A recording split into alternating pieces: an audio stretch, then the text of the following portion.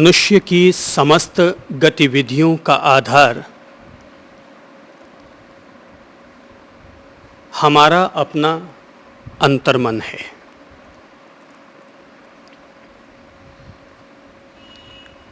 जीवन के प्रत्येक बंधन और उसके आध्यात्मिक स्वतंत्रता के लिए भी मनुष्य का अंतर्मन ही मुख्य उत्तरदायी होता है। व्यक्ति के बाह्य संबंध, बाह्य क्रिया, बाह्य गतिविधि निश्चय ही व्यक्ति के लिए प्रभावकारी और परिणामदायी होती है, लेकिन जीवन का प्रत्येक बीज अगर कहीं बोया जाता है और अपना परिणाम देता है तो व्यक्ति का अपना अंतर्मन है। विचार के रूप में, सोच के रूप में, कर्म या प्रकृति के रूप में अगर कहीं से किसी भी बिंदु की शुरुआत होती है तो मनुष्य का अंतर्मन ही है।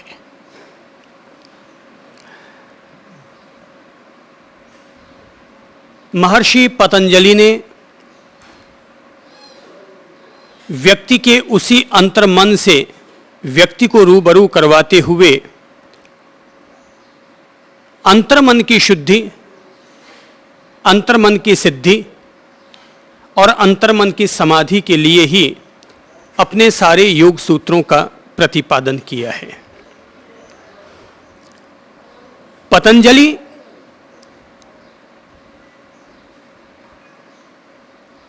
जीवन का यह ज्ञान रखने के कारण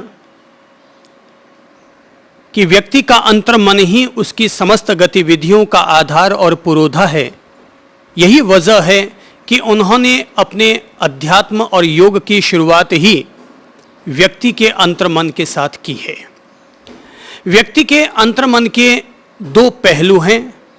एक पहलू को चालू भाषा में हम लोग मन कहते हैं और दूसरा पहलू है जिसे कि हम चित्त कहते हैं। मन वह है जो कि हमें विचार और विकल्पों के रूप में अनुभव होता है, लेकिन चित्त वह है जो विचार और विकल्पों के रूप में हमें अनुभव नहीं होता, लेकिन जो हमारी मूल वृत्तियों के रूप में हमारे भीतर जो तत्व समाहित रहता है उसका नाम है चित्त। योग का उद्देश्य व्यक्ति के अंतर्मन को शांतिमय बनाना तो हो सकता है, लेकिन योग का उद्देश्य मुख्यतः चित्त की शुद्धि करना है। मन को शुद्ध करना योग का उद्देश्य नहीं है, क्योंकि मन तो चित्त की अभिव्यक्ति है। चित्त और मन में बिल्कुल उतना ही अंतर है जितना कि सागर और उसकी लहरों में होता है। लहरें अर्थात मन और उसके विकल्प, और सागर अर्थात चित्त। फ्रायड ने जिसे अचेतन मन कहा है, अनकॉन्शियस एंड सबकॉन्शियस माइंड, भारतीय महर्षियों की भाषा में वही चित्त है। हम लोग अपने भीतर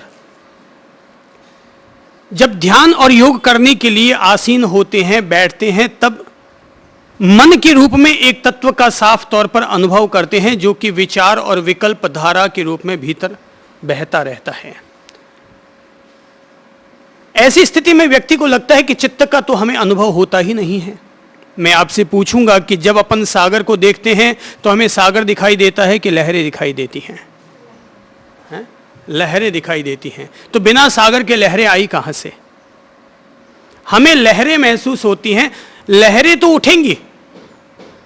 दुनिया में ऐसी कोई योग क्रिया और योग पद्धति नहीं है जिसके चलते हम ये कह सकें कि मन की धाराएं व्यक्ति के भीतर नहीं उठेंगी। यह संभव ही नहीं है, क्योंकि मन तो लहर की तरह है। लहर कभी तेज या धीमे या शांत, उसके जो उद्वेलन है, उसके तो जो उतार चढ़ाव हैं, उसमें यह फर्क आ सकता है। योग का उद्देश्य व्यक्ति के अंतर्मन को समाप्त करना नहीं है, व्यक्ति के उस चित्त को कि जिसकी वजह से हमारे भीतर क्रोध, मोह, माया, लोभ, राग, द्वेष जैसी वृत्तियां हमारे भीतर जिसके कारण उदय होती हैं, उस चित्त को निरोध करना, उसे शुद्ध करना, उसे परिमार्जित करना, ये योग का उद्देश्य है। बुनियादी तौर पर अपन लोगों को बात समझ लेनी चाहिए। योग का उद्देश्य शरीर को स्वस्थ करना है, पर योग का उद्देश्य यह कभी नहीं है कि अब तुम्हें कभी भूख नहीं लगे। प्रत्येक वस्तु की अपनी अपनी प्रकृति होती है, अपना अपना धर्म होता है, और हर वस्तु अपने अपने धर्म के अनुरूप गति करती है। योग का उद्देश्य, अगर शरीर के धर्म हैं आहार, निद्रा, भय, मैथुन, ये जो चारों प्रवृत्तियां मनुष्य के शरीर की कहलाती हैं, तो ये चारों प्रवृत्तियां फिर भी रहेंगी, लेकिन योग ने अपना काम यह किया कि व्यक्ति के भीतर रहने वाला जो छिपा हुआ मन है, सोया हुआ जो मन है, भीतर में व्याप्त जो चित्त है, भीतर में व्याप्त जो वृत्तियों का समूह है, उन वृत्तियों का निरोध करना, उन पर अंकुश लगाना, उनको शुद्ध और परिमार्जित करना।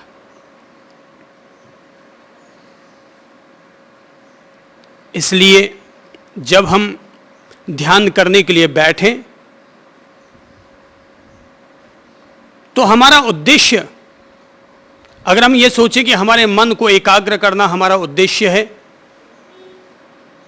तो भाई मन तो वापस इधर से उधर चला जाएगा, वो अपनी प्रकृति में आ जाएगा, लहर की तरह कि पीछे से चित्त में एक दबाव पड़ा लहर को, और फिर और लहर आगे से आगे बढ़ गई। तो मन को तो हम शांति में बना सकते हैं प्राणायाम इत्यादि के द्वारा, लेकिन चित्त की जो शुद्धि की जाती है, हम लोग जो ध्यान में बैठते हैं, वो हम लोग अपने चित्त का निरोध करते हैं। पहले हम मन को शांति में बनाते हैं, और फिर हमारा यह ध्येय बन जाता है, हमारे ज्ञान दशा में यह आ जाता है कि हम अपने चित्त का निरोध कर रहे हैं, जहाँ से ये सब वृत्तियाँ उठ करके आती हैं। तो ध्यान में बैठे अर्थात हम अपने भीतर का निरोध कर रहे हैं, जहाँ से प्रेरित होकर के ये लहरें उठती हैं। जैसे मान लीजिए कि आप ध्यान में बैठे और ध्यान में बैठे बैठे अचानक दिल्ली का विचार आ गया, तो अब ये विचार आगे से आगे बढ़ता रहा है। मन ने विचारों को आगे से आगे बढ़ाया, पर विचार पैदा तभी हुआ जब चित्त में उसका कहीं कोई अंकुरण उठा, तो फिर वो आगे से आगे बढ़ता चला जाता है।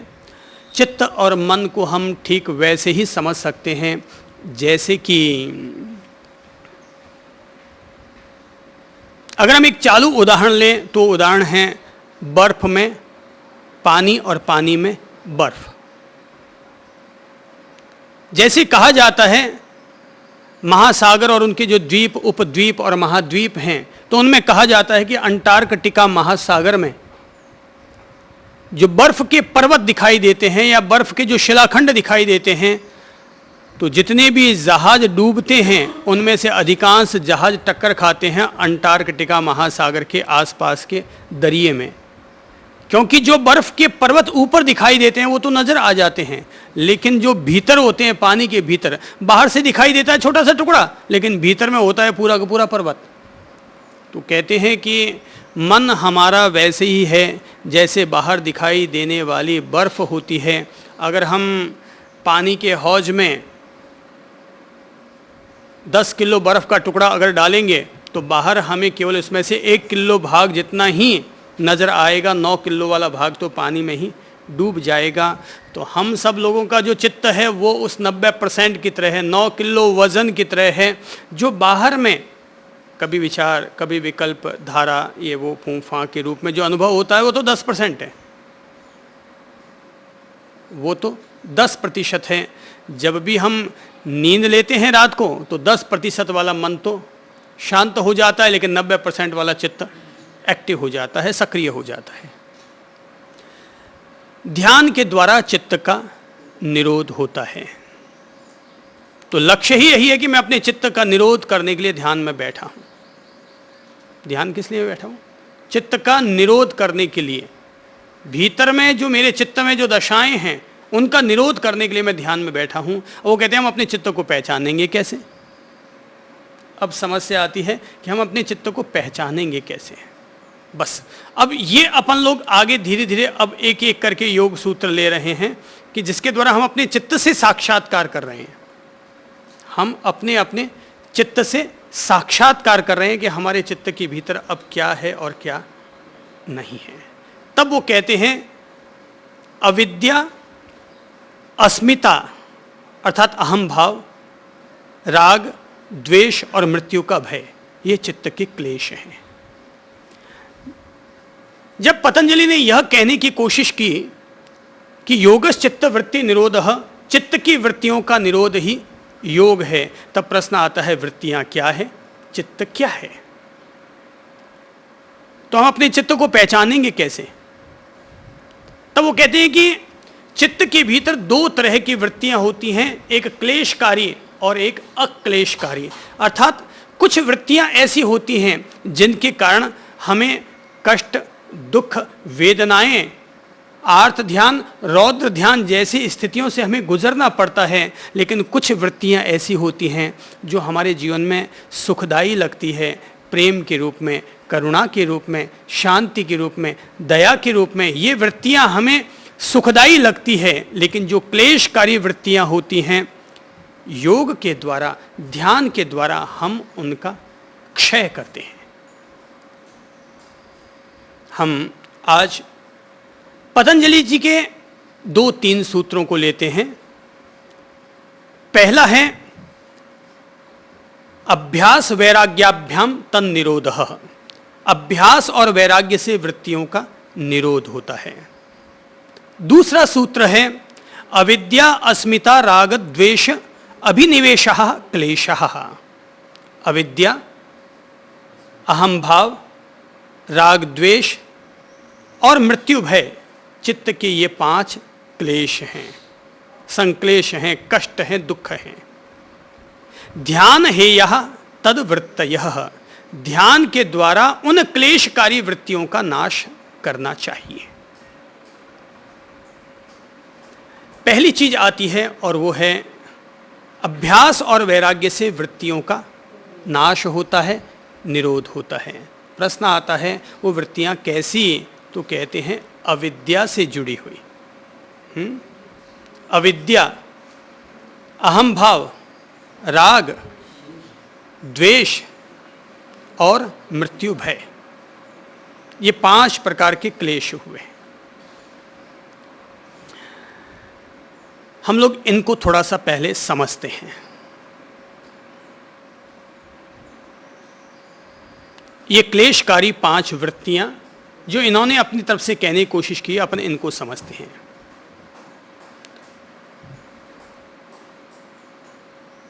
व्यक्ति के भीतर हमारे अंतर मन में अलग अलग समय में अलग अलग चीजों का उदय चलता रहता है।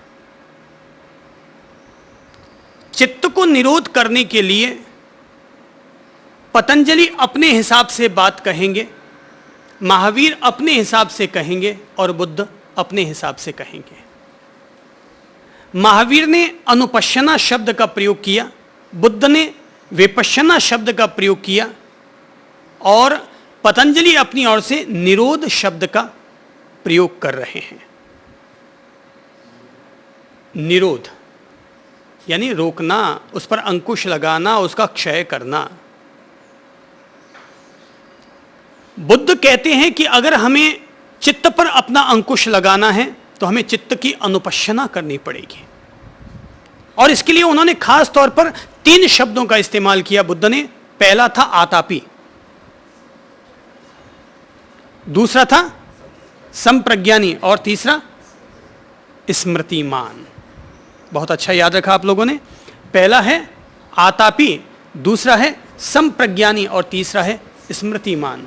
अर्थात एक तपस्वी बन करके अपने चित्त में उठने वाले राग द्वेष मूलक समस्त प्रकार के बीजों को काटना, भूनना, उनको नष्ट करना, इसका नाम है आतापी। अपने चित्त में कर्म की प्रकृतियों के जो छोटे छोटे सूक्ष्म सूक्ष्म जो बीज उगते हैं, उन बीजों को काटना। नंबर 1 आतापी, नंबर 2 संप्रज्ञानी, अर्थात एक ज्ञानी बनकर अपने चित्त की वृत्तियों के प्रति अपनी ज्ञान दशा को जागरूक बना करके, संप्रज्ञ होकर के, अर्थात चित्त की प्रत्येक वृत्ति, प्रत्येक लहर के प्रति अपने आप को, अपनी बोध दशा को लागू करना, कायम करना। उठते बैठते खाते पीते सोते कुछ भी करते।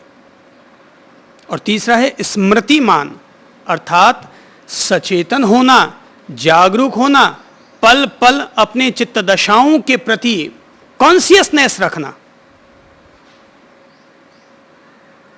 तो उन्होंने 3 चरण रखे थे, आतापी, संप्रज्ञानी और स्मृतिमान होना। और साथ साथ में यह भी कहा कि साधक, विपश्यना करने वाला साधक राग द्वेष से रहित होकर के अपने काया की अनुपश्यना करे, राग द्वेष से रहित होकर के शरीर की संवेदनाओं की अनुपश्यना करे, राग द्वेष से रहित होकर वो अपने चित्त की अनुपश्यना करे। साधक के लिए सब चीजें जरूरी हैं, भूमिका के रूप में हैं, कि जब तक हम राग द्वेष में ही उलझे रहेंगे, मोह माया में ही उलझे रहेंगे, तो हम चित्त से मुक्त कैसे हो पाएंगे। तो उन्होंने अनुपश्यना करने पर जोर दिया। महावीर ने चित्त को काटने का दूसरा तरीका ढूंढा। उन्होंने पहले तो यह देखा कि चित्त को केंद्रित करने के लिए व्यक्ति त्राटक करे, कभी लोक को आधार बनाए, कभी झरने को, कभी पानी को, कभी मोमबत्ती को, कभी काया को, कहीं पर भी वो अपने चित्त को टिकाए। तो फिर वो कहते हैं पहले वो पिंडस्थ ध्यान करे, फिर पदस्थ ध्यान करे, फिर वो रूपातीत ध्यान करे।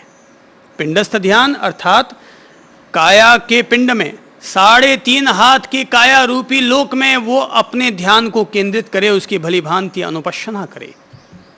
और फिर चित्त में केंद्रित होकर के वो पदस्थ ध्यान करे, क्योंकि वो जानते हैं आम इंसान के लिए सीधा अपने चित्त को केंद्रित करना मुमकिन नहीं हो पाता है। तो कहते हैं पदस्थ ध्यान, अर्थात किसी भी मंत्र का उपयोग कर ले, किसी भी शास्त्र की कोई भी एक बात को ले ले, जैसे उदाहरण के तौर पर कोहम, मैं कौन हूँ, कोहम, मैं कौन हूँ, कोहम, मैं कौन हूँ, मैं कहाँ से आया हूँ, मैं यहाँ से कहाँ जाऊँगा, मेरा परिचय क्या है, क्या माता पिता ही मेरा परिचय है, वही मेरा जन्म का आधार है, या इसके अलावा भी कुछ है। या ओम, या सोहम, या अरहम, या जीव अकेला आता है, अकेला ही जाता है। तो कहते हैं इस तरह से कोई भी प्रकार का पदस्थ ध्यान, जिससे कि तुम अपने चित्त में उसको रमा सको, उसकी अनुप्रेक्षा कर सको, उसका चिंतन और मनन कर सको। अपन लोग सहज सरल रूप में सीधा ओम का उपयोग करते हैं कि श्वासोश्वास के साथ ओम का धारा प्रवाह, उसका स्मरण करते हैं गहरी श्वासों के साथ, ताकि हमारे चित्त में एक लयता आ जाए। और चित्त में एक लयता आने के बाद महावीर के हिसाब से व्यक्ति परमात्मा चेतना का ध्यान धरे, सिद्धों का ध्यान धरे। बुद्ध की भाषा में व्यक्ति धर्म की अनुपश्यना करे। पतंजलि की भाषा में व्यक्ति या तो अपने इष्ट प्रभु का ध्यान धरे, या ओम के स्वरूप का पुनः पुनः चिंतन और पुनः पुनः स्मरण और पुनः पुनः ध्यान करे, ताकि हमारा मन या हमारी अंतर्धाराएं जो एक नौका के रूप में है, लेकिन विचार और विकल्पों की लहरों में जो हमारी नौका भटकती रहती है, एकाग्रता नहीं बन पाती, उसमें पहले एकाग्रता हो जाए। और जैसे ही एकाग्रता हो उसके बाद तुम दिव्य चेतना का ध्यान धरो, ताकि भीतर के अंधकार में प्रकाश का उदय हो। कहते हैं भाई ये सब बातें तो बड़ी ऊंची ऊंची बातें हो गई, पल्ले वल्ले कुछ पड़ती नहीं है, तो क्या करें। ये सब बातें ऊंची ऊंची बातें हो गई, हम तो साधारण प्राणी हैं, हम क्या करें कि कैसे हम अपने चित्त पर अंकुश लगा सकते हैं। तब वो कहते हैं अभ्यास वैराग्याभ्याम तन निरोधः, अर्थात अभ्यास और वैराग्य के द्वारा हम अपने चित्त का निरोध कर सकते हैं, उस पर अंकुश लगा सकते हैं। तन निरोधः अर्थात तत् प्लस निरोधः, तत् यानी उनका, तत् का संबंध है यहाँ पर पहला जो सूत्र आया है वृत्ति निरोध, तो तत् यानी वृत्ति, तो अभ्यास और वैराग्य के द्वारा हम उन वृत्तियों का निरोध कर सकते हैं। ये तो हम बाद में समझे किन वृत्तियों का। अब वो कहते हैं अभ्यास और वैराग्य के द्वारा। देखिए, जीवन के किसी भी बाह्य साधन को भी साधने के लिए हमें अभ्यास करना पड़ता है, चाहे वो चलना हो, बैठना हो, खाना पीना हो, सोना हो, कोई भी कार्य क्यों ना करना हो, पढ़ाई करना हो, खेल खेलना हो, हर चीज का हमें अभ्यास करना पड़ता है। और ये जीवन की व्यवस्था है कि यहाँ पर कोई भी परिणाम तभी आएगा जब हम उस कार्य का परिणाम प्राप्त करने के लिए पूरा पूरा अभ्यास संपादित करेंगे। जैसे कि बच्चे पढ़ाई करते हैं, एमए तक कब पहुंचता है? अभ्यास करते करते करते वो एमए तक पहुंचता है।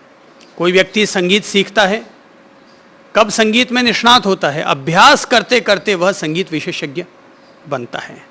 हर चीज यहाँ पर अभ्यास के द्वारा परिणाम देती है। तो अपने चित्त का निरोध भी अगर हमें करना है तो कहते हैं धीरे धीरे अभ्यास करते करते तुम अपने चित्त पर भी विजय प्राप्त कर लोगे। व्यक्ति का चित्त ही, व्यक्ति का अंतर्मन ही व्यक्ति के जीवन का स्वर्ग होता है और वही व्यक्ति के जीवन का नरक होता है। अगर हमारा चित्त अच्छी भावधाराओं में लगा हुआ है तो वही हमारे लिए स्वर्ग है, सुख है। और वही चित्त अगर गलत धाराओं में बह रहा है, क्लेशकारी वृत्तियों में अगर लगा हुआ है तो वही चित्त हमारे लिए नरक है। इसलिए कहा जाता है, महावीर कहते हैं अप्पा कत्ता विकत्ता य, आत्मा ही करता है, आत्मा ही भोगता है।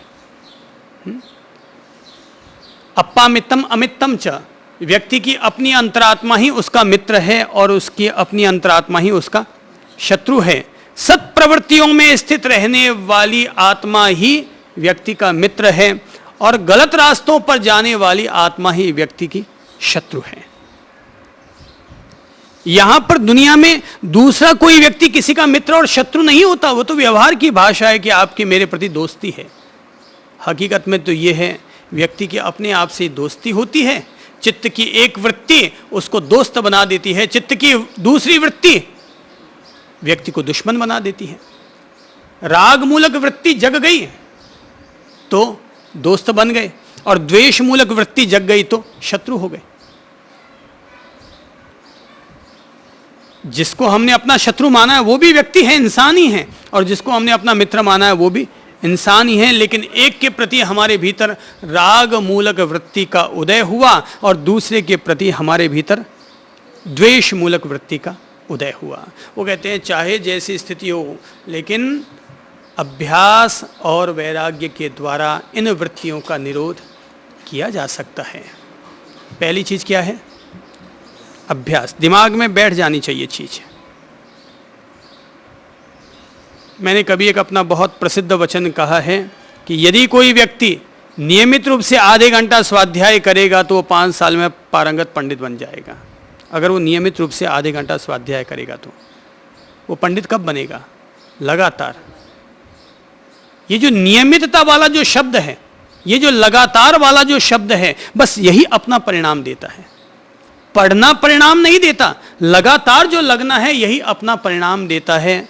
मंद से मंद बुद्धि का इंसान भी पंडित बन सकता है अगर हम लोग लगातार लगे हुए रहें, लगे हुए रहें, लगे हुए रहें।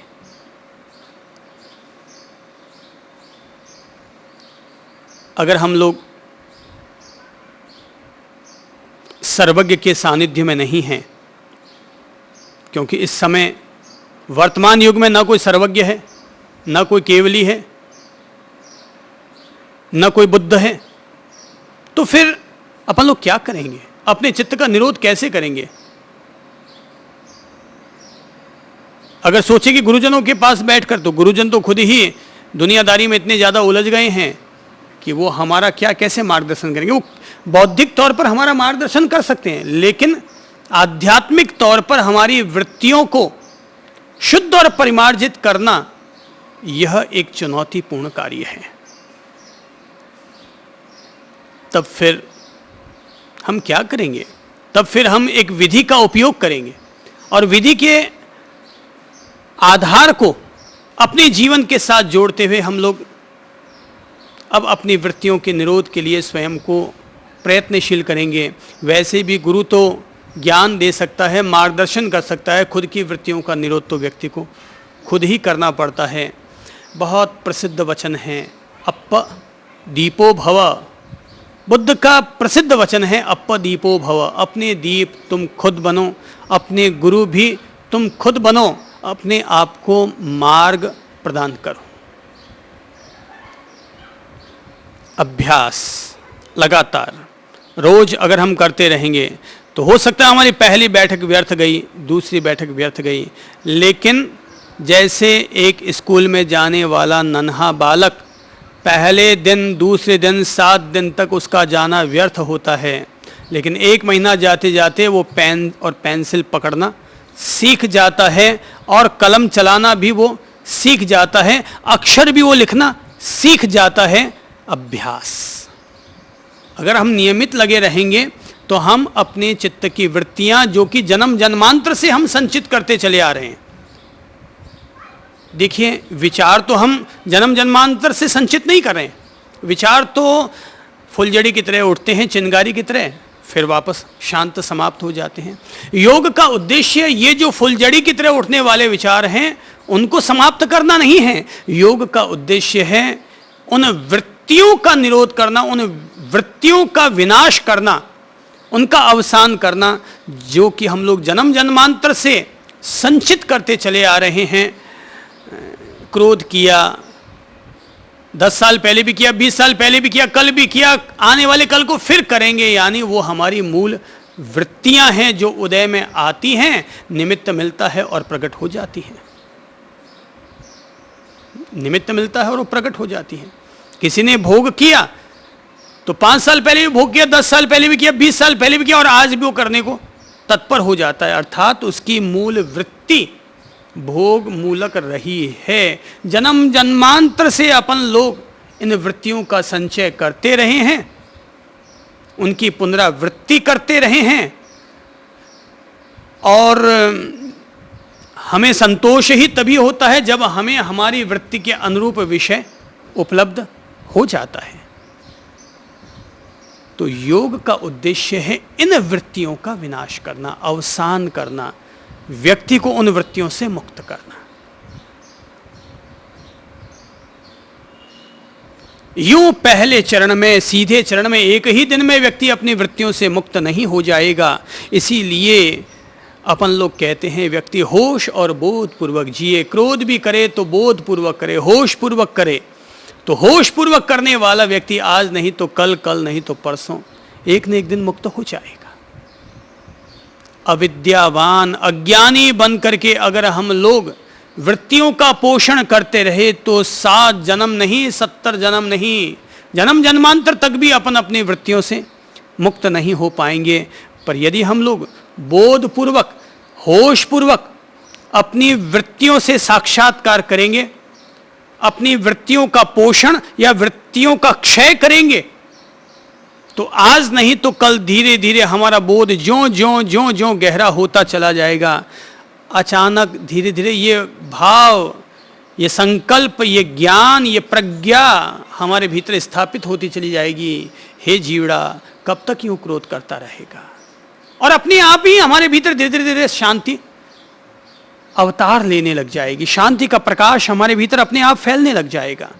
और जब शांति का प्रकाश फैलने लग जाए तो अपन खुद मूल्यांकन कर सकते हैं कि पहले मेरे भीतर वृत्ति का उदय होता था और अब भी वृत्ति का उदय होता है, लेकिन अब अक्लेशकारी वृत्ति का उदय होता और पहले क्लेशकारी वृत्ति का उदय होता था।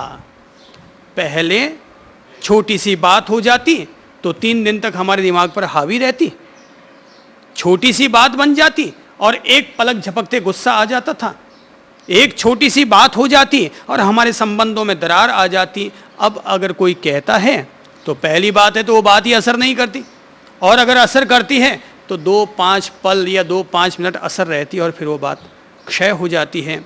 यानी कि धीरे धीरे, यानी कि ज्यों ज्यों हमारा बोध गहरा हुआ, हमारा योग गहरा हुआ, वृत्तियों के प्रति हमारी जागरूकता, हमारी संप्रज्ञाशीलता ज्यों ज्यों गहरी होती चली गई, त्यों त्यों वृत्तियों का क्षय हुआ, क्लेशकारी वृत्तियां हमारे जीवन से घटी और अक्लेशकारी यानी जो दुख नहीं देने वाली है वृत्तियां, उन वृत्तियों का हमारे भीतर उदय हुआ। पहले अशांति थी, अब शांति है। पहले क्रोध था, अब प्रेम है। पहले मोह था, अब मित्रता है। तो वृत्तियों का ये रूपांतरण है। योग का उद्देश्य क्या है? इन वृत्तियों में रूपांतरण करना। इसलिए योग शुद्ध रूप से इंसान को उसके स्वभाव के साथ जोड़ता है। योग शुद्ध रूप से इंसान को उसके स्वभाव के साथ जोड़ता है, स्वभाव में परिवर्तन लाता है।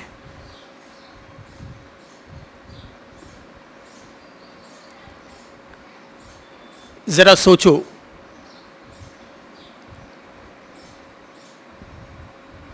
कि जो माटी माटी दिखाई देती है वही माटी कभी फूल का आधार बन जाती है।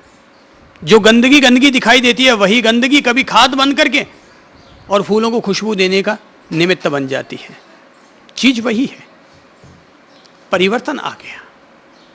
योग भी हमें परिवर्तन देता है, हमारे स्वभाव में परिवर्तन देता है। DOG dog, GOD God. God को उलट डालो तो डॉग बनता है और डॉग को उलट डालो तो गॉड बनता है। हम अपने स्वभाव को अगर विकृत कर बैठेंगे तो डॉग हो जाएंगे, और अगर हम अपने स्वभाव को अक्लेशकारी बना लेंगे तो वही स्वभाव हमारे लिए गॉड हो जाएगा। अर्थात योग जो हमारे स्वभाव से हमें जोड़ता है, हमें अपने चित्त से मुलाकात कराता है।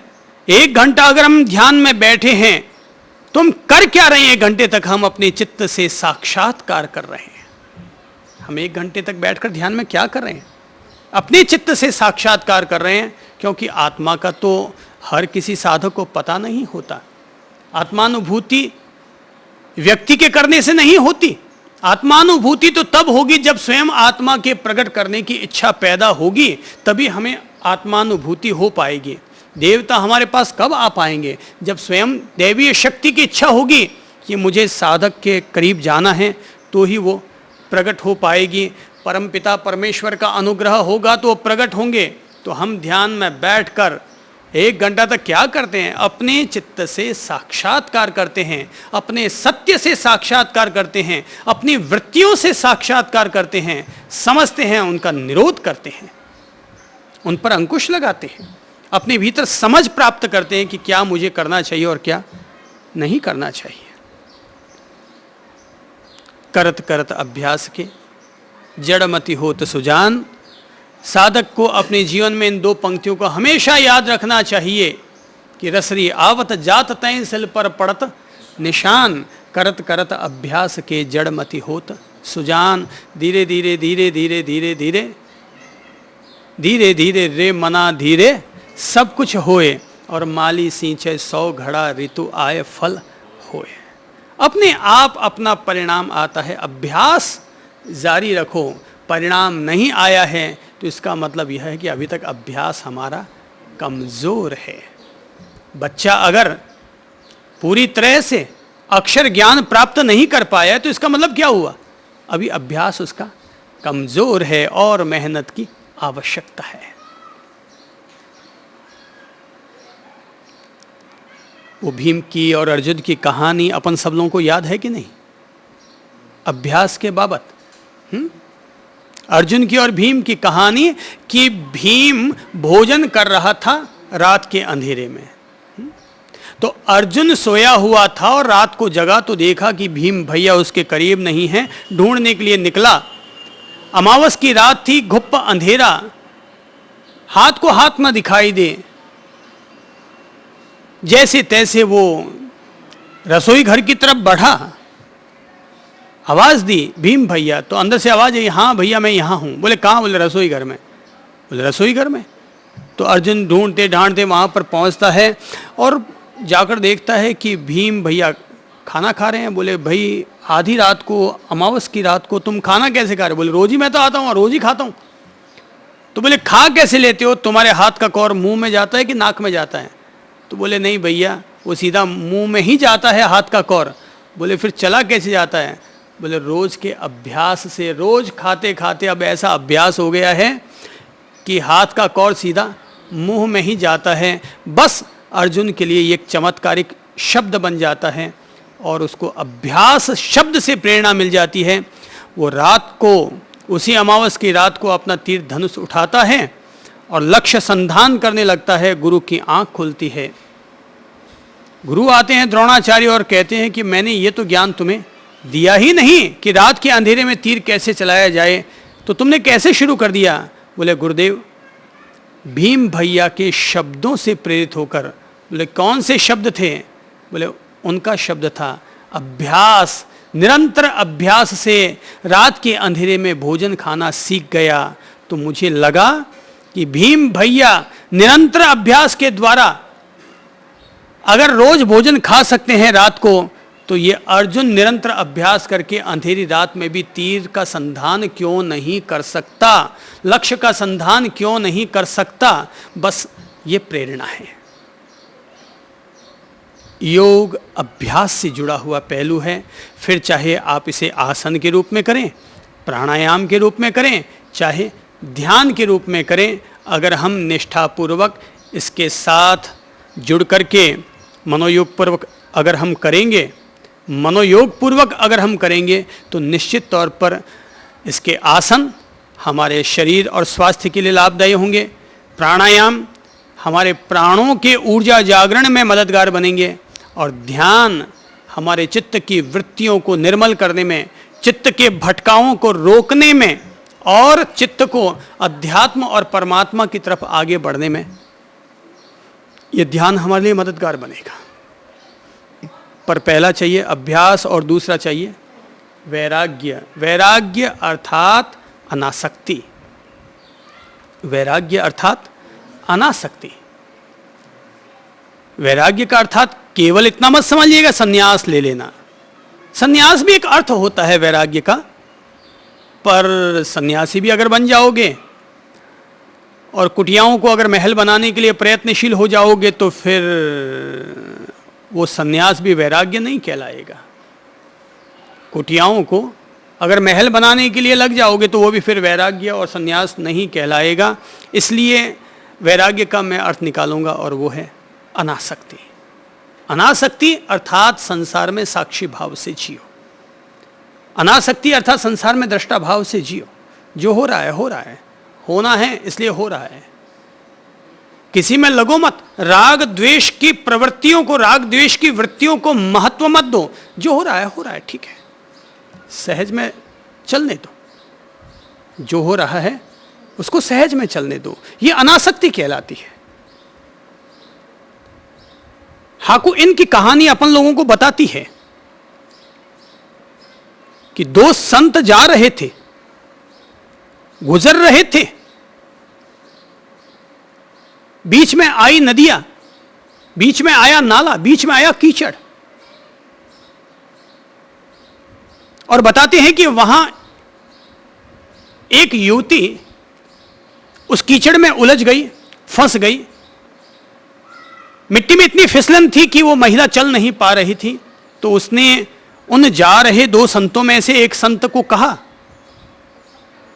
कि भैया थोड़ा मेरा हाथ थाम लो, ताकि मैं इस फिसलन भरी मिट्टी से बाहर निकल जाऊं, रास्ता पार लग जाऊं। आगे नदियां भी है, थोड़ा हाथ लगा करके मुझे पार लगा दो। पहले संत ने इनकार कर दिया और कहा कि ये हमारे सन्यास के खिलाफ है, हम किसी महिला को स्पर्श नहीं करेंगे, मैं तुम्हारा हाथ नहीं पकड़ सकता। ठीक है, अब वो बेचारी महिला क्या करेगी? संत आगे बढ़ गया। दूसरा संत जो पीछे पीछे आ रहा था, हाकू इन कहते हैं, वो जो दूसरा संत पीछे पीछे आ रहा था, महिला ने उससे भी अनुरोध किया कि भैया महात्मा जी तुम इधर से जा रहे हो, थोड़ा मेरा हाथ पकड़ लो और इस फिसलन भरी माटी से, चिकनी माटी से मुझे पार लगा दो, आगे नदियाँ भी है, खतरा भी है, मैं डूब जाऊंगी, सांझ पड़ रही है, अकेली युवती हूं। संत ने कहा अच्छा कोई बात नहीं, ठीक है आ जाओ बहन।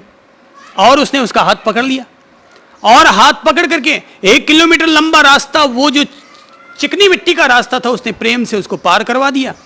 और जब नदियाँ आई तो देखा कि संत का कद तो 6 फुट का था, पर महिला का कद केवल 5 फुट का था। उसे लगा कि ये डूब सकती है। उसने कहा बहन घबराओ मत, आओ मैं तुम्हें उठा लेता हूँ और अपने कंधे पर बिठा लेता हूँ। और वो नदियाँ पार करा करके उसे छोड़ देता है। महिला अपने अगले गांव पर चली जाती है, वो अपनी यात्रा पर चले जाते हैं। सांझ को जब दोनों संत मिलते हैं तो पहला संत कहता है तुम अभी तक सन्यासी नहीं हुए, तुम अभी तक सन्यासी नहीं हुए। दूसरे ने पूछा क्यों भाई, मैं सन्यासी किस रूप में नहीं हुआ? बोले आज तूने महिला को पकड़ा, उसका हाथ थामा, उसे अपने कंधे पर बिठाया, ये काम करने वाला सन्यासी नहीं हो सकता। दूसरा सन्यासी हंसा और कहने लगा ओ तो तुम ये सब बातें कह रहे हो इसलिए मैं सन्यासी नहीं हुआ। भाई मैंने तो वहां पर उसको उठाया था, लेकिन वहीं का वहीं छोड़ के आ गया, लेकिन तुम उसको अभी तक लेकर आए, इसलिए तुम अभी तक सन्यासी नहीं हुए। मैं तो उसको वहीं छोड़ के आ गया, मुझे तो याद भी नहीं है, भूल गया, ठीक है, लेकिन तुम उसे अभी तक लेकर आए, इसलिए सन्यासी तुम नहीं हुए। तो फिर पहले वाले ने कहा अगर मैं सन्यासी ऐसे नहीं हुआ तो तुम ही बता दो कि फिर सच्चा सन्यासी कैसे हुआ जाता है। फिर तुम ही बता दो कि सच्चा सन्यासी कैसे हुआ जाता है।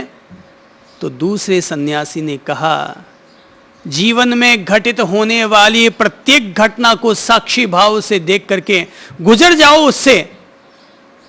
प्रत्येक घटना को साक्षी भाव से देखते हुए, समझते हुए उससे सहज भाव से गुजर जाओ, और जो ऐसा गुजर जाता है वही सच्चा सन्यासी होता है।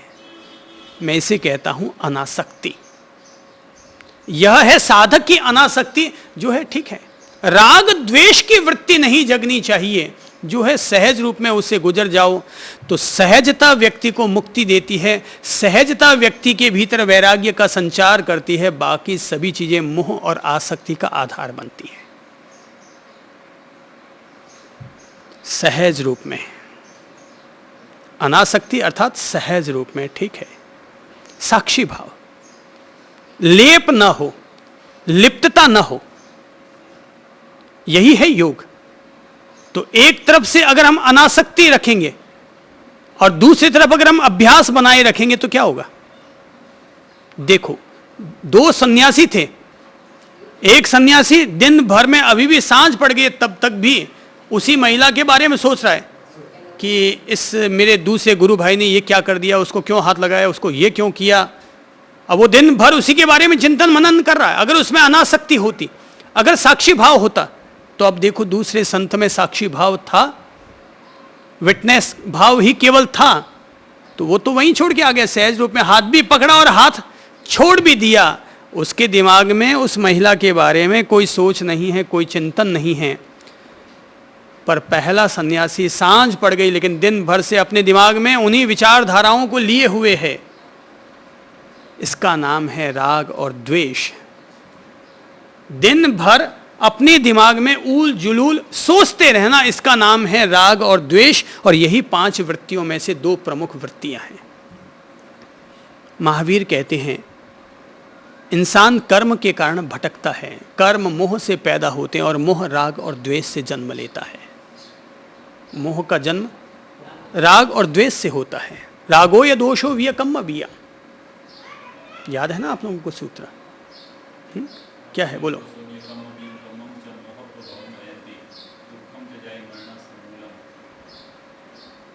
हाँ, फिर भी आपने काफी कुछ सुना दिया। रागो या दोषो भी कम्म बियम कम्मम च मोहप भवम वयंती कम्मम च जाई मरणस्य मूलम दुखम च जाई मरणस्य मूलम। राग द्वेष के कारण ही कर्म पैदा होते हैं।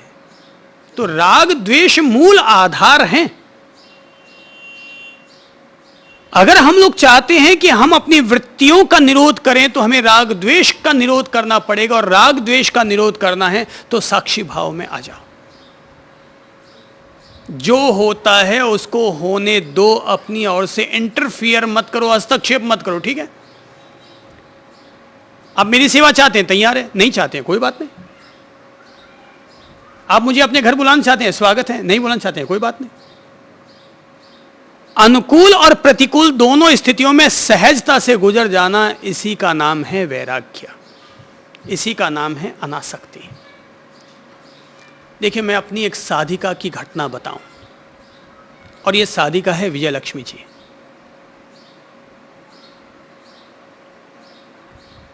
काफी समय बीत गया है इस घटना को। तो हुआ ऐसा कि विजय लक्ष्मी जी 7-7 दिन के लिए, 10-10 दिन के लिए साधना के लिए आया करती थी। सहज रूप में आती थी, छुट्टियां जितनी उनकी निकल जाती ऑफिस में, 7 दिन की, 5 दिन की, 10 दिन की अपनी छुट्टियां लेकर के अपने पास आया करती, साधना करती। बहुत अच्छी आत्म साधिका है। तो एक दफा जब वो आई थी तो आते ही बता दिया था, साहब मैं 7 दिन का अवकाश लेकर आई हूं और अमुक दिन की मेरी वापसी की टिकट है। संयोग की बात कि तीसरे दिन उनके घर में इंदौर में चोरी हो गई, ताले टूट गए, माल मत्ता सब चला गया। उनके छोटे भाई का यहाँ फ़ोन आया कि इस तरह से तुम्हारे घर के ताले वाले सब टूट गए हैं और तत्काल लौट करके आओ और अपना पुलिस में जो भी छानबीन करवानी है सब छानबीन करवा लो, क्योंकि वो खुद भी पुलिस से जुड़ी हुई। लेकिन उसने सहज भाव से इतना ही कह दिया, भैया मैं नहीं आ सकती, जो हो गया सो हो गया, आपको जो उचित लगे आप अपने हिसाब से वहाँ पड़ताल करवा लें, मैं यहाँ से निकल करके नहीं आ सकती। तो बोले कि तुम्हारे आए बिना होगा कैसे? बोले जो होना है सो होगा, अच्छा है, चलो, चला गया। तो उनके भाई ने हमसे संदेश करवाया और कहा कि आप उनको समझाइए। तो ठीक है, फिर मैंने भी अपना कर्तव्य समझते हुए उनको कह दिया कि आप पधार आइए, 2 दिन बाद फिर लौट के आ जाइएगा। तो वापस ये कहने लगे कि साहब आप कैसी बात कर रहे हैं? अरे जिस परिक्रम को मैं छोड़ नहीं पा रही थी अब तक, उस चोर की शुक्रिया अदा करनी चाहिए मुझे, उस चोर का शुक्रिया अदा करना चाहिए कि जो परिक्रम मैं नहीं छोड़ पाई थी उस परिक्रम को उसने मुझसे छुड़वा दिया। जो चला गया सो चला गया। मैं 7 दिन के लिए साधना के लिए आई हूँ, मैं अपनी साधना भाव में हूँ और मुझे अपने साधना भाव में रहने दीजिए। ठीक है, अब वो वहीं रुकी। मैंने देखा कि उसके बाद उसने कोई चर्चा भी नहीं की और उसने भैया को साफ कह दिया, अब इसके बारे में मुझे वापस दोबारा फ़ोन मत करना। मैंने देखा कि वो 7 दिन उसी तरह साधना भाव में तत्पर रही और 7वें दिन जब वो मेरे पास से लौटकर वापस इंदौर जाने लगी, तो जब वो टैक्सी में बैठकर जा रही थी तो मैंने अपने अंतर्मन में, अपनी अंतरात्मा में उन्हें भीतर ही भीतर, मन ही मन साधुवाद दिया और मुझे लगा कि इसे कहते हैं अनासक्ति, इसे कहते हैं साधना भाव, इसे कहते हैं वैराग्य। कि जीवन में आने वाली ऐसी प्रतिकूल घड़ियों में भी व्यक्ति अपने साधना भाव को ये जो अडिग रख रहा है, इसका नाम है वैराग्य। सच्चा वैराग्य ये है। साधना के लिए इस चीज की ही जरूरत है कि व्यक्ति के भीतर ऐसी अभ्यास की प्रवृत्ति हो कि जब तक मुझे मेरा परिणाम नहीं मिलेगा मैं योग के मार्ग पर लगी रहूंगी, लगी रहूंगी, लगी रहूंगी। और अनासक्ति अर्थात वैराग्य, तो वैराग्य क्या है ये मैंने उसका एक उदाहरण सुना दिया अपनी एक साधिका के जीवन प्रसंग में से लेकर के कि इसे कहते हैं वैराग्य और अनासक्ति। बाकी ये मत समझो कि महाराज बन जाएंगे तो बहुत बड़े कोई वैरागी हो गए हैं। महाराज भी वैरागी होते होंगे, मैं ये नहीं कहता कि महाराज लोग वैरागी नहीं होते होंगे, पर वैरागी की जब मैं बात कर रहा हूँ तो वो वैरागी जो हमारे जीवन में हमारे मोह, माया, मूर्छा, परिग्रह, अंधत्व, इनके प्रति हमारी आसक्ति को हटा दे, कम कर दे। अभ्यास और वैराग्य से वृत्तियों का निरोध होता है। किसी व्यक्ति में कितने प्रतिशत वैराग्य जगता है, अनासक्ति जगती है? हो सकता है 10 बिंदु ऐसे होते हैं जिस पर मैं अनासक्त हो गया हूं, पर 1-2 बिंदु ऐसे हो सकते हैं जहां पर अभी मैं अपनी आसक्तियों का क्षय न कर पाया हूं। ये सब चीज़ें मुमकिन होती हैं। हम लोग ये मानकर चलें, दुनिया में कोई भी दूध का धुला हुआ नहीं होता। हर एक में 4 कमियां, 4 अच्छाइयाँ होती हैं, और अगर कमियों पर गौर करते रहेंगे तो अपन किसी का भी सम्मान और सदुपयोग नहीं कर पाएंगे। और अगर हम लोग विशेषताओं पर गौर करेंगे तो उन विशेषताओं को याद करके हम लोग इंसान की कमियों को माफ़ करने के प्रति 4 कदम आगे आ सकते हैं। अगर हम किसी भी इंसान की अच्छाइयों को अगर हम गौर करेंगे, तो मैं भी अगर तुलना करूंगा किसी व्यक्ति में, ये 4 कमियां, ये 8 अच्छाइयाँ, किसको मूल्य दूं, और तब एक पॉजिटिव, एक साधनात्मक भाव रखने वाले व्यक्ति के भीतर लगेगा जो कमियां हैं उन्हें क्षमा किया जाए और जो विशेषताएं हैं उनका फिर से सम्मान किया जाए। यही कहलाती है सम्यक दृष्टि, यही कहलाता है सम्यक्त्व। सम्यक्त्व का अर्थ ही यही होता है कि व्यक्ति को नजर आ जाती है 4 कमियां, लेकिन फिर भी वो उसका सम्मान करने को तैयार हो जाता है। यही है खास बात कि किसी ने हमें गधा कहा, लेकिन फिर भी अगर हमारा नाम पुकारा गया कि वो हमें गधा कह रहा है, लेकिन किसी ने हमारा नाम पुकारा कि आइए और उनको माला पहनाइए, तो बड़े प्रेम पूर्वक जाएंगे और उनको सम्मान देना चाहेंगे। साधना की दृष्टि बहुत गहरी होती है। प्रभु आप लोग हमेशा ध्यान रखें, साधना की दृष्टि बहुत गहरी होती है। वो बाहरी उथल पुथल में उनको नहीं देखा जा सकता। और मतलब इतनी गहराइयाँ होती हैं इसमें साधना मूलक चीज़ों में कि समझने वाले इनको समझ सकते हैं कि इन चीज़ों में क्या गहराई है। बाकी कोई भी व्यक्ति किसी के प्रति टिप्पणी करेगा, अपमान करेगा, तो वो उसको खुद को ही फीलिंग है कि मैंने गलत किया और मेरे द्वारा ऐसा नहीं होना चाहिए था। गलत का कोई व्यक्ति समर्थन नहीं करेगा, पर जो अच्छाइयाँ हैं उनका सम्मान करना हम सीखें।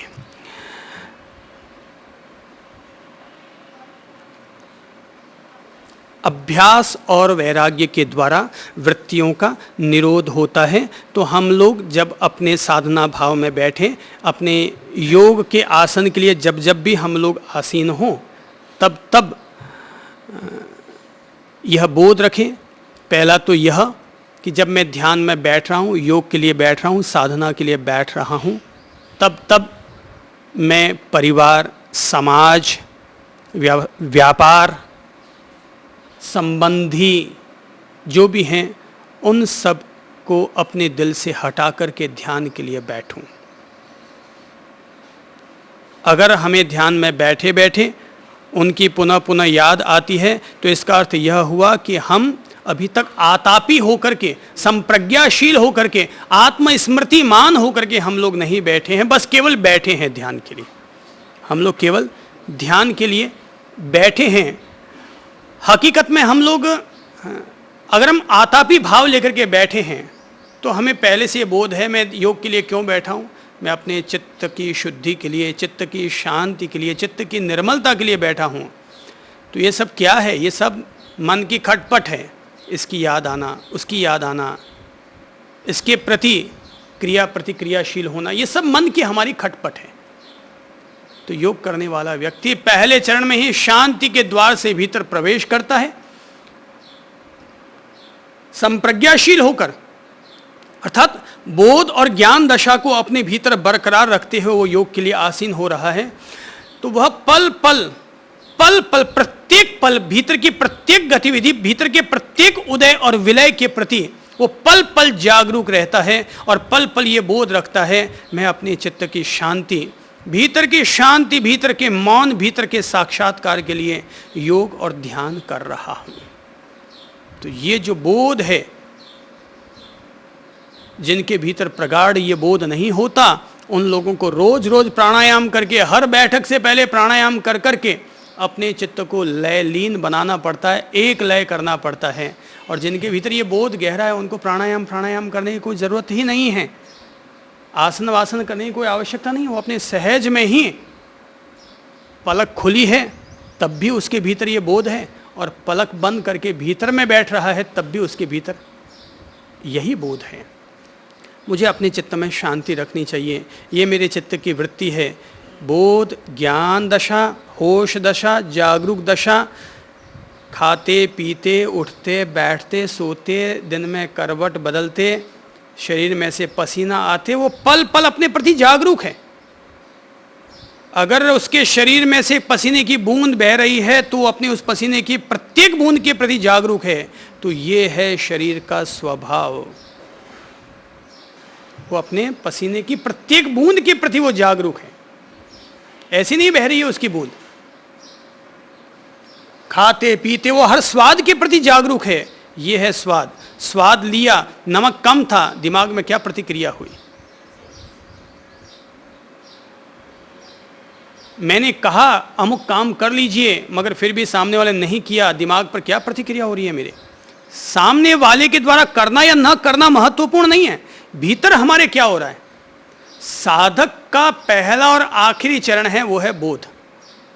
ये बोध अगर हम रखेंगे तो हम धीरे धीरे उस बोध और होश के चलते हम ध्यान के द्वारा भी और ध्यान से उठने के बाद भी हम अपनी वृत्तियों का निरोध करने में सफल हो सकेंगे, नहीं तो नहीं हो पाएंगे। नहीं तो कोई ये मत समझ लेना कि रोजाना 1 घंटा 2 घंटा ध्यान में बैठने से कोई व्यक्ति मुक्त हो जाएगा, अपनी वृत्तियों का निरोध कर लेगा। महावीर स्वामी को 12.5 वर्ष तक बैठना पड़ा होगा, बुद्ध को 6 साल तक लगातार तपस्या करनी पड़ी होगी। और अपन लोग तो इतनी तपस्या कर ही क्या सकते हैं जितनी उन लोगों ने की थी। लगा दिया उन्होंने, अपने आप को होम कर डाला था, झोंक डाला था। अपन लोग तो योग की बातें ज्यादा ठोकते हैं और वो योग ज्यादा करते थे। अपन लोग तो सुबह शाम 2 बैठक लगा करके अपने आप को ध्यानी और योगी और पता नहीं क्या 30 मार्क अपने आप को समझ लेते हैं कि मैं योग करता हूँ और वो करता हूँ। और अपन लोग एक दूसरे के जीवन का भी मूल्यांकन करने लग जाते हैं कि वो उसमें क्या है, उसमें ये क्या है। योग 1-2 बैठकों से नहीं सधता, ये जीवन के साथ छाया और आभा की तरफ जब हम जोड़ते हैं, खाते पीते उठते बैठते जगते। और अगर हमारे द्वारा, याद रखो प्रभु, अगर हमारे द्वारा भी प्रतिक्रिया हो जाती है तो अपने आप में ये स्वीकार करो, ये मानो कि मेरे द्वारा प्रतिक्रिया हुई, मेरे द्वारा प्रतिक्रिया हुई। ये अपन लोगों को बोध रखना चाहिए। गलत हो सकता है, मेरे द्वारा भी कभी क्रोध की तरंग प्रकट हो सकती है, ये मुमकिन है। लेकिन अगर कभी हो जाए तो नहीं, आज मुझे ऐसा नहीं कहना चाहिए था, मेरे द्वारा आज ऐसा हुआ है। जैसे कि अगर मैं कहूँ कि कल उम्मेद प्रभु से चर्चा कर रहे थे मीटिंग में बैठकर, तो मुझे बोलने के बाद लगा कि उनको कोई बात दिल को लग गई है, उनके दिल को कोई बात लग गई है। तो तत्काल मैंने अपनी बात को सुधारा और मैंने कहा कि इस बात को कहने का उद्देश्य क्या है ये आप समझ लें, ताकि आपके दिल को ये न लगे कि ये बात मैंने आपके दिल को ठेस पहुंचाने के लिए कही है, वरन व्यवस्था में सुधार लाने के लिए ये बातें कही गई हैं। व्यक्ति का धर्म यही होता है, उसकी समझदारी इसी में है कि वो बात को खींचने की बजाय उसको शांत करें, क्रिया को क्रिया तक ही सीमित रहने दे, उसको प्रतिक्रिया तक ना पहुंचने दे। और अगर प्रतिक्रिया होती है तो याद रखो, चाहे वो मुझसे हो, आपसे हो, उनसे हो, किसी से भी हो, प्रतिक्रिया तो बंधन देती है, प्रतिक्रिया तो दिल को ठेस पहुंचाती है, प्रतिक्रिया तो हमेशा गलत ही कहलाएगी, उसे हम कभी भी उग्र प्रतिक्रिया को अच्छा नहीं कहेंगे। योग हमें अभ्यास देता है, वैराग्य भी देता है, और साथ ही साथ हमें अभ्यास और वैराग्य के साथ उनको साधने के प्रति दत्तचित्त होना चाहिए। अगर हम लगे रहेंगे तो ये भी याद रखें, सुबह शाम ध्यान योग करें, अवश्य करें, लेकिन अपनी प्रैक्टिकल लाइफ में भी योग का बोध बनाए रखें कि मुक्ति मेरा लक्ष्य है, निर्वाण मेरा लक्ष्य है, मुझे निर्वाण से साक्षात्कार करना है, मुझे धीरे धीरे मुक्ति की तरफ बढ़ना है, मुझे वृत्तियों से मुक्त होना है, न कि वृत्तियों में उलझे हुए रहना है। मुझे वृत्तियों से मुक्त होना है, न कि वृत्तियों में उलझे हुए रहना है। हम अपनी ओर से लगे हुए हैं। ज़रूरी नहीं है कि जो भी व्यक्ति लगा हुआ है वो मुक्त हो गया है। जो व्यक्ति लगा हुआ है वो कोई भगवान नहीं हो गया, खुदा नहीं हो गया है, वो लगा हुआ है। भाई मैं संत हूं, मैं भगवान नहीं हूं। भगवान हो जाऊं तो आप कह सकते हैं कि आपके जीवन में अब किसी भी प्रकार की कमी नहीं रहनी चाहिए, पर मैं भगवान नहीं हूं। और अगर कोई व्यक्ति भगवान हो भी जाए तो राम से भी गलती हो सकती है, महावीर से भी गलती हो सकती है। हो सकता है राम से गलती हुई हो कि उन्होंने अपनी सीता सती को वनवास दिया होगा। हो सकता है हम इसे कह सकते हैं कि ये उनकी गलती हो सकता है हम कह सकते हैं कि नकली हिरण के पीछे वो गए तो उन्हें अपनी पत्नी से हाथ धोना पड़ा और एक सीता का, एक सती स्त्री का अपहरण हो गया। अपन लोग राम को भी इसके लिए दोषी ठहरा सकते हैं। तो भाई भगवान है तो क्या हुआ, गलती तो भगवान से भी हो सकती है। तो अपन तो इंसान है, अपन लोगों से गलती क्यों नहीं हो सकती। अब सवाल यह है कि अपन जो एक बार गलती हो गई है उसको अपन लोग आखिर कितने साल तक धोते रहेंगे। हम उस गलती को धो डालना पसंद करेंगे या उस गलती को हम लोग पकाते रहेंगे। अब बस ये समझने की बात यही है, जागे तभी सवेरा। मेरी समझ से तो साधक को या इंसान को, साधक को भी छोड़ो, इंसान को भी एक मानवता के लिहाज से अगर गलती होती है तो जहाँ भी लगता है हम समाधान करके, संवाद करके, आपस में बैठ करके उसका समाधान कर सकते हैं। हमें अपने दिमाग को ठंडा रखना चाहिए, विरक्ति का भाव थोड़ा बहुत रखना चाहिए, अनासक्ति अपरिग्रह का भाव रखना चाहिए, और हमारी प्रैक्टिकल लाइफ में भी हमें बोध को बनाए रखना चाहिए कि मुझे योग को जीना है, मैं ध्यान को रोज़ जीता हूँ, मैं ध्यान मार्ग के प्रति निष्ठाशील हूँ, सुबह भी योग करता हूँ, ध्यान करता हूँ, शाम को भी करता हूँ। तो मुझे अपने प्रैक्टिकल लाइफ में भी उस ध्यान और योग के प्रकाश को बनाए रखना चाहिए। अपनी ओर से प्रेम पूर्वक इतना ही अनुरोध करता हूँ। नमस्कार।